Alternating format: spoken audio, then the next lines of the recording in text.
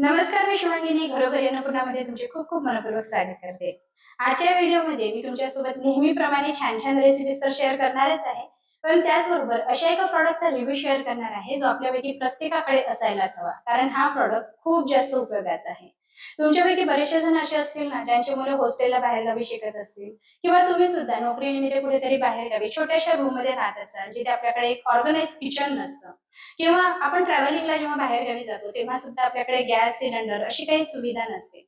असा कुठलातरी एखादा प्रॉडक्ट असायला हवा, जो आपण आपल्या बॅगमध्ये कॅरी करू शकू किंवा हॉस्टेलला राहत असू, तर एखाद्या टेबलवरच ठेवून आपण त्यामध्ये कुकिंग करू शकू. चला, आजच्या व्हिडिओमध्ये मी तुम्हाला प्रॉडक्ट सुद्धा सांगणार आहे, कुठला आहे. त्या प्रॉडक्टचा वापर करून आपण छान-छान रेसिपीज सुद्धा बघणार आहोत आणि त्याचबरोबर हा प्रॉडक्ट वापरायचा कसा, क्लीन कसा करायचा, सर्व डिटेलमध्ये बघणार आहोत. व्हिडिओ शेवटपर्यंत नक्की बघा. जर तुम्हाला आवडला तर लाईक, शेअर नक्की करा. आणि अशाच नवनवीन प्रॉडक्टचे रिव्ह्यू बघण्यासाठी, त्याचबरोबर छान-छान रेसिपीज बघण्यासाठी घरोघरी अन्नपूर्णा या YouTube चॅनलला, त्याचबरोबर Facebook पेजला फॉलो करायला अजिबात विसरू नका. चला सुरुवात करूया. Agaro regency multicook kettle. Multicook kettle म्हणजे बॉइलिंग व्यतिरिक्त तुमचे आवडते बरेचसे वेगवेगळे पदार्थ तुम्ही यामध्ये बनवू शकता. व्हेरिएबल टेम्परेचर कंट्रोल आणि 600 वॅटची याची पॉवर आहे.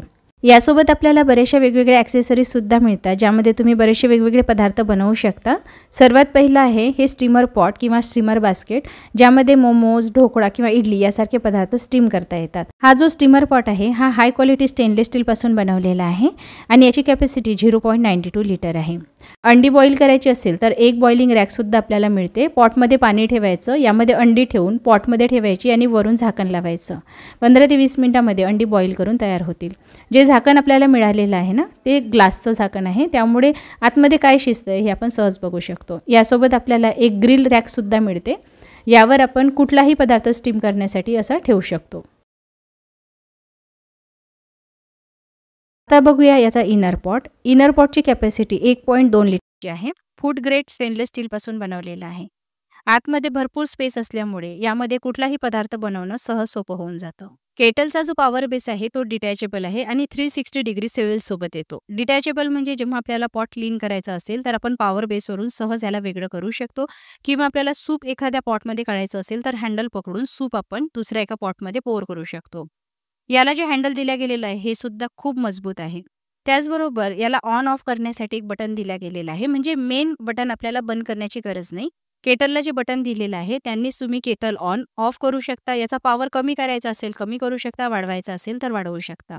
याची फायबरची बॉडी हाय क्वालिटी प्लास्टिकपासून बनवण्यात आलेली आहे. अगारोची ही मल्टीकुक कॅटल खूप लाईटवेट आहे, कॉम्पॅक्ट आहे. यासाठी खूप मोठी जागा लागत नाही. छोट्याशा जागेमध्ये सुद्धा तुम्ही ठेवू शकता आणि तुम्हाला बाहेरगावी कुठे घेऊन जायचं असेल तर बॅगमध्ये सुद्धा कॅरी करू शकता. चला, आता या कॅटलचा वापर करून काही पदार्थ आपण बनवूया. बनवत असताना काय काळजी घ्यायची ते सुद्धा जाणून घेऊ. तर सर्वात आधी आपण इथे मोमोज बनवण्याची तयारी करतो आहे. तर इथे मी पत्ताकोबी, सिमला मिरची आणि थोडा कांदा बारीक चिरून घेतलेला आहे. यामध्ये मीठ घालून काही वेळासाठी सोडून दिलं आणि अशा पद्धतीने दाबून याचं सर्व पाणी पिळून घ्यायचं. ही आपण स्टफिंगची तयारी करतो आहे. जसं आपण नेहमीच्या पद्धतीने मोमोज बनवण्यासाठी स्टफिंग तयार करतो तशीच बनवायची आहे. फक्त कुकिंग कशी करायची ते जाणून घेऊया. भाज्यांपासून जे पाणी आपण वेगळं केलेलं आहे त्यापासून आपण व्हेजिटेबल सूप तयार करणार आहोत, जी आपण एतळ पाऱ्या बनवून घेतलेली आहे. मी गव्हाच्या पिठापासून बनवते आहे. तुम्ही मैद्याचा वापर करून सुद्धा पारी बनवू शकता. मोमोज बनवण्यासाठी या पारीच्या आतमध्ये आपल्याला स्टफिंग भरायची आहे. पारीमधून स्टफिंग बाहेर येऊ नये आणि प्लेट्स व्यवस्थित चिकटल्या जाव्या यासाठी पारीला नीट पाणी लावायचं आणि अशा प्लेट्स करून तुम्ही अशा पद्धतीने बनवू शकता. किंवा एक अजून पद्धती मी तुम्हाला दाखवते. यामध्ये स्टफिंग भरायची, पारीला पाणी लावायचं आणि याच्या प्लेट्स तयार करून घ्यायच्या अशा पद्धतीने. तुम्ही याला फोल्ड नाही केलं तरीही चालणार आहे. बघा, काही मोमोज मी फोल्ड करून दाखवलेले आहे आणि काही अशा पद्धतीने बनवलेले आहे. आता जे भाज्यांचं रेसिपी अवेलेबल आहे, तुम्ही या पद्धतीने सुद्धा बनवू शकता. सूप आपण खाली शिजवण्यासाठी मेन पॉटमध्ये घातलेला आहे आणि हा जो स्टीमर पॉट आहे ना, यामध्ये आपण मोमोज वाफवण्यासाठी ठेवते आहे. बघा, एकाच पॉटमध्ये तुम्ही एकाच वेळी 2 वेगवेगळे पदार्थ बनवू शकता. तर खाली सूप जे आहे ते बॉईल होते आहे आणि वर आपले मोमोज सुद्धा स्टीम करून तयार झालेले आहे. मोमोज 15 ते 20 मिनिट मी स्टीम करून घेतलेले होते. परफेक्टली स्टीम झालेले आहे. बघा काय मस्त दिसते आहे ना. जे बाहेरगावी हॉस्टेलला राहतात किंवा नोकरीनिमित्त कुठेतरी बाहेरगावी राहतात. बाहेरचं चटपटीत खाण्याची नेहमीच इच्छा होते, पण वारंवार आपण बाहेरचं खाऊ शकत नाही. अशांसाठी हा पॉट खूप जास्त उपयोगाचा आहे आणि हे सूप जे आहे, हे गरमागरम सूप इथे तयार झालेलं आहे. मला गरमागरम चहा आणि कॉफी एन्जॉय करायची असेल किंवा असे चटपटीत पदार्थ बनवून खाण्याची इच्छा असेल ना, तर हा केटल तुम्ही सहज सोबत नेऊ शकता. एक उकळी काढायची आणि नंतर स्वच्छ करून घ्यायचा. कुठल्याही सॉफ्ट स्क्रबरनी धुवायचं आहे, हार्ड स्क्रबरनी धुवायचं नाही. धुवून झाल्यानंतर अशा पद्धतीने कपड्यांनी व्यवस्थित कोरडा करून घ्यायचा आणि दुसरा पदार्थ बनवण्यासाठी हा पॉट आता तयार झालेला आहे. चला आता यामध्ये आपण हक्का नूडल्स बनवूया. पॉट मी परत आता पॉवर बेसवर ठेवलेला आहे. यामध्ये आपण पाणी घालूया. पॉवर ऑन करायची. यामध्ये थोडं मी तेल घालते आहे. पाण्याला उकळी आली की यामध्ये आपल्याला नूडल्स घालायचे आहे. कुकिंग प्रोसेस फास्ट व्हावी यासाठी झाकण ठेवून नूडल्स शिजवून घ्यायचे. नूडल्स शिजले की पॉवर बेसवरून असं केटल उचलायचं आणि हे नूडल्स एका चाळणीवर घालून पूर्णपणे गार करून घ्यायचे, म्हणजे नूडल्स चिकट होणार. काही सॉसेस घालूया. सर्वात आधी मी 1 चमचा टोमॅटो केचप, 1 चमचा डार्क सोया सॉस आणि ग्रीन चिली सॉस घातलेला आहे. सोबतच थोडं मीठ घालायचं. सॉसेसमध्ये मीठ असतं त्यामुळे जास्त घालायचं नाही आणि असं परतून घ्यायचं. केटल जे आहे ना, मध्ये-मध्ये टेम्परेचर जास्त झालं की आपोआपच बंद होते आणि परत सुरू होते. हे मी तुम्हाला सुरुवातीलाही सांगितलेलं होतं, परत एकदा सांगते आहे. त्यामुळे केटल जर मध्ये बंद झाली तर घाबरायचं नाही.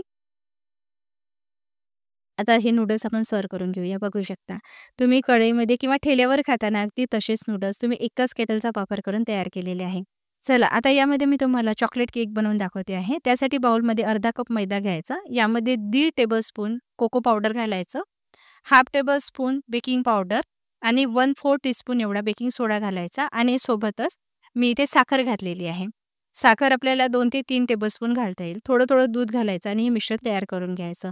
जसं तुम्ही केकसाठी बॅटर तयार करता तसंच तयार करायचं आहे. त्यामुळे खूप डिटेलमध्ये मी हे बॅटर तयार करणे तुम्हाला सांगितलेलं नाही. यासोबत जो प्लास्टिकचा हा पॉट दिला गेलेला आहे, हा पॉट आपण तेल लावून तयार केलेला आहे आणि बॅटरमध्ये सुद्धा मी 1 टेबलस्पून तेल घातलेलं आहे. आता या पॉटमध्ये आपण हे बॅटर घालूया. एकदा टॅप करून घ्यायचं.